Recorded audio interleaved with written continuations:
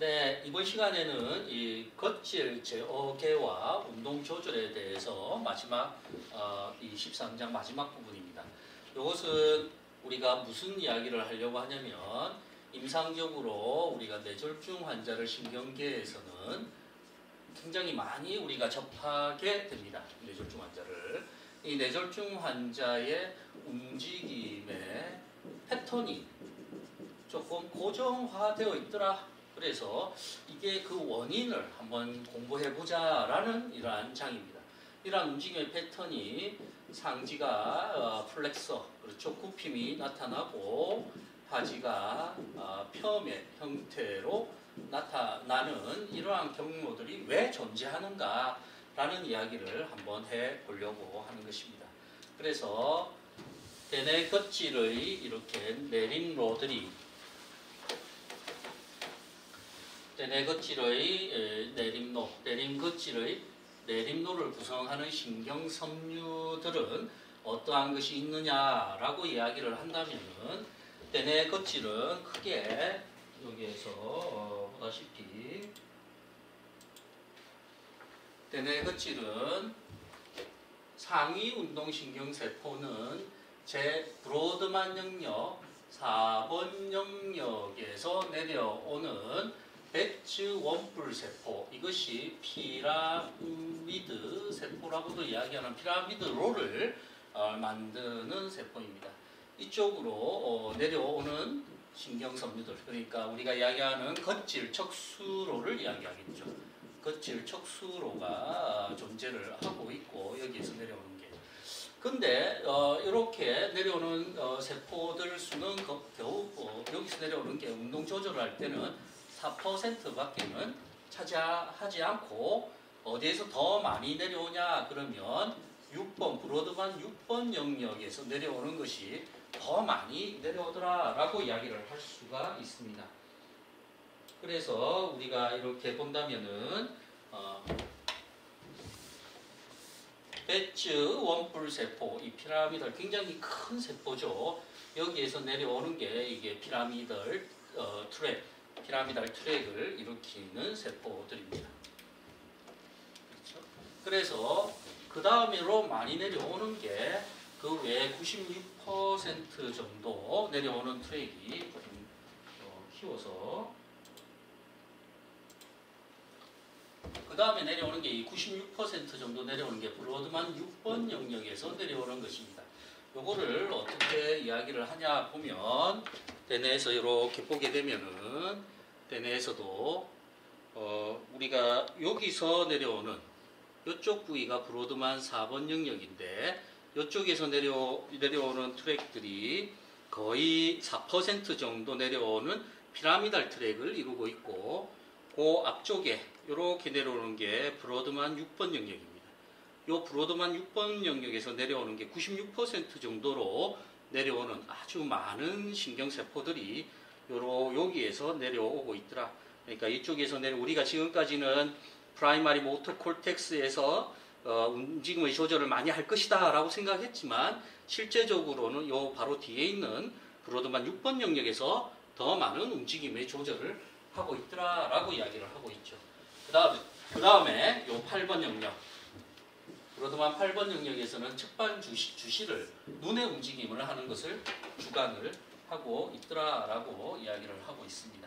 그래서 금방 이야기를 했던 브로드만 4번 영역, 6번 영역, 8번 영역, 여기가 4%, 96% 정도 내려오고 요거는 피라미달 트랙을 만들고 또는 겉질에서 내려와서 여러 가지 연접을 하게 되는데 요거 조금 이따 이야기를 하도록 하겠습니다. 요거 8번 영역은 측방 주시, 눈의 움직임을 하는 이러한 경로가 되겠죠. 그래서 이러한 움직임을 할 때 또한 요 브로드만 6번 영역에서 내려오는 이러한 것들은 또한 감마, 그렇죠? 감마 운동신경세포 역시도 브로드만 6번 영역에서 내려와서 존재를 이렇게 근육의 긴장도를 감마 모터를 인해서 근육의 긴장도를 조절을 하고 있습니다. 그러한 이야기들을 여기서 하고 있죠. 그래서 대뇌 겉질에서 내려와서 레티큘라 포메이션, 그렇죠? 레티큘라 포메이션, 거물 형성체와 연결을 해서 움직임의 조작, 긴장도를 가지게 된다. 물론 레티큘라 포메이션은 손해와도 연결이 되어져 있다라고 이야기를 할 수 있죠. 그리고 또 하나가 손해와 대뇌 바닥핵입니다. 손해는 대뇌의 정보도 받고 척수의 정보도 받습니다. 손해는. 그래서 실시간의 모니터링이 가능하죠. 실시간 모니터링이 가능합니다. 척수에서도 명령을 받으니까. 그리고 오차가 발생되면 척수로 바로 명령을 내리는 이러한 경로가 되겠죠.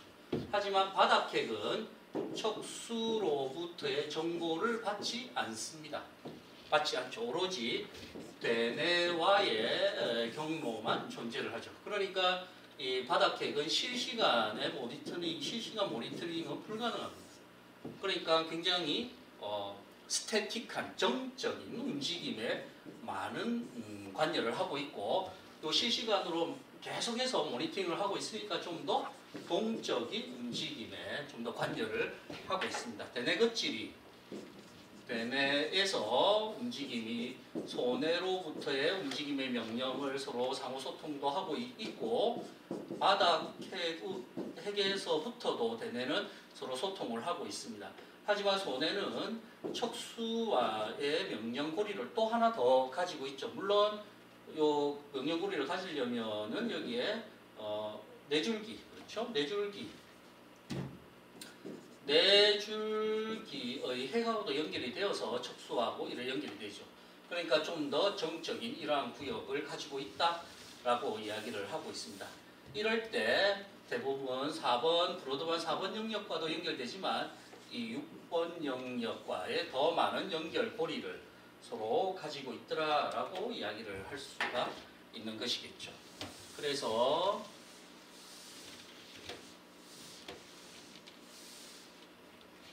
우리가 이야기를 할 때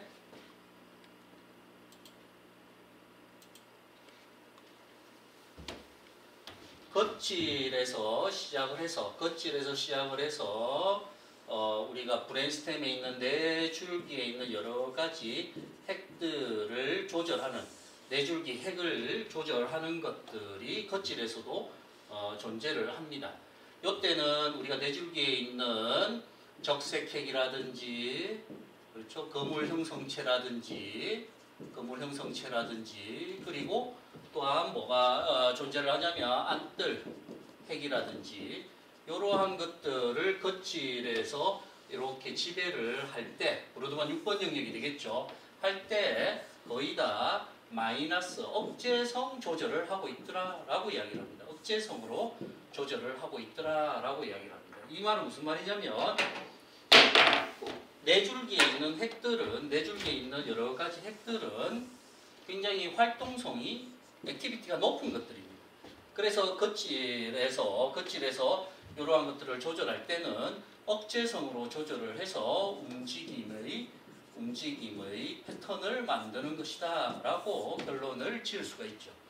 결론적으로는 겉질에서 이렇게 지배하는 이 경로가 손상이 되었다라고 이야기하면 이것들이 과흥분이 되겠죠. 그래서 비정상적인 움직임의 패턴을 만드는 것이다 라고 이야기를 할 수 있습니다. 그렇죠. 이렇게 이야기를 하고 있죠. 그리고 또한 이러한 뇌줄기에 있는 여러 가지 핵들은 대뇌 겉질로부터 겉질 핵로죠. 겉질 제어로의 제어를 받고도 있지만 손해로부터의 명령도 받고 있다라고 이야기를 하고 있습니다. 그래서 이렇게 내려오는 경로가 우리가 주체외로 피라미달 트랙이다라고 이야기를 하고 있죠. 주체외로다. 그래서 요 겉질에서 내려오는 게 손상을 당하면 손해에서 내려와서 이렇게 하는 이것이 과흥분이 되는 이러한 증상을 나타나게 되겠죠.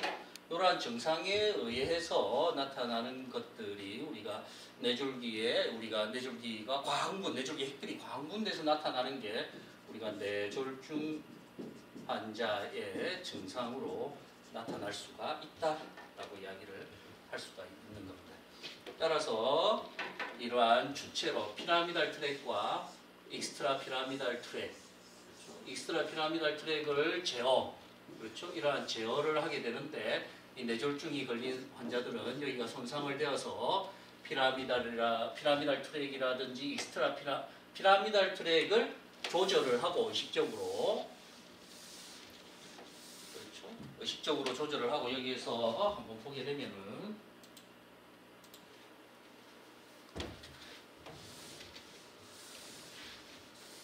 사구역에 있는 배치 원뿔 세포에서 피라미달 세포에 의해서 피라미달 트랙, 여기에서 피라미달 트랙이 나타나게 되겠죠. 이것을 흥분시켜서 조절합니다.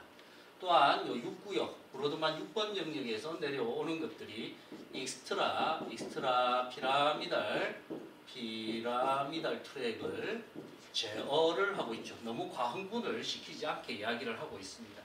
근데 이것이 내려올 때는 거의 4% 정도 내려오지만 요 6구역에서는 96% 익스트라 피라미달 트랙을 더 제어하는 쪽으로 움직임의 조절을 가지고 있더라.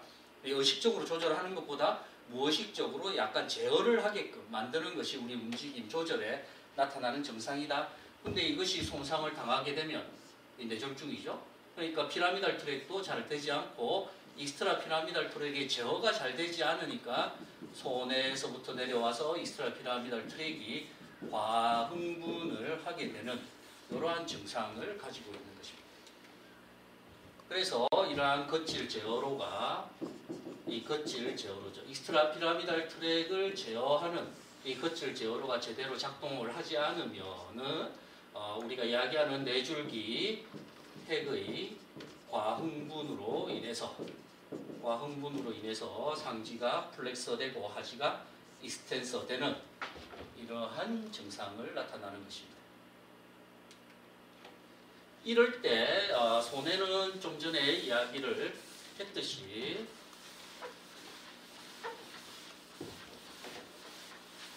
이러한 증상이 나타날 때 좀 전에 이야기했듯 손해는 좀 더 다이나믹한 실시간 모니터링을 받으니까 좀 더 다이나믹하게 나타나고 바닥핵에서는 우리가 대뇌에서 명령을 서로 주고받는 정보를 주고받는 바닥핵에서는 좀 더 스태틱한 이러한 제어를 하고 있더라. 그러한 이야기를 할 수 있습니다. 그리고 또한 근육 긴장도의 조절이라고 이야기하는 이것은 그물 형성체와 민감한 조절을 여기서 담당을 하고 있다. 이 그물 형성체는 또한 손해의 벌미스 쪽, 손해 벌레 구역과 굉장히 민감하게 받고 있고 또한 여기에서 겉질 제어로 브로드만 6번 영역과 이렇게 민감하게 서로 연결이 되어 있죠. 따라서 겉질 제어로가 손해벌레 쪽이 손상이 되었다. 그러면 이 거물 형성체를 흥분을 시키지를 못하죠. 여기서는 제어를 하니까. 그러니까 근육의 긴장도가 떨어지는 이러한 증상이 나타나는 겁니다. 손해벌레가 손상이 되면 근육의 긴장도가 떨어지는 이러한 증상을 나타나더라.